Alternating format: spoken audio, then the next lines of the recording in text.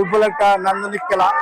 বাংলাদেশে আর্জেন্টিনা এই দুটো দল নিয়ে দর্শকদের উন্মাদনা, বেশিরভাগ দর্শক আর্জেন্টিনা এবং ব্রাজিলের সমর্থক। আমরা আসলে চেয়েছিলাম যে সেমিফাইনালে ব্রাজিল এবং আর্জেন্টিনা মুখোমুখি হোক, বাংলাদেশের মানুষের তৃপ্তি বয়ে খেলা দেখুক।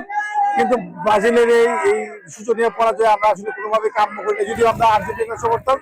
কিন্তু আমরা চেয়েছিলাম যে ব্রাজিল আর্জেন্টিনা সেমিফাইনালে নান্দনিক খেলা উপহার দেব, আমরা সেই খেলাটা উপভোগ করি এবং বাংলাদেশের সকল দর্শক মিলে আমরা খেলাটা উপভোগ করবো।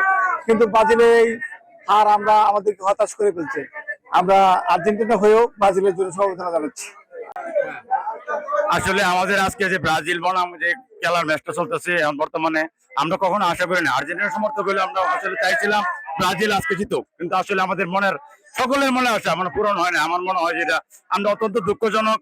আজকে মন নিয়ে সকলেই বাড়ি ফিরবে ব্রাজিলের লোকেরা, এই জন্য দুঃখ লাগতেছে আমার নিজের কাছে। এবং আজকে যারা সাংবাদিক সমিতির ভিতরে খেলা দেখতে এসেছে সকলের মনে একটা কষ্টই, আজকে ব্রাজিল কেন, আজকে খেলা কি এই অবস্থা কেন হইলো, সকলের মনে প্রশ্ন একটাই।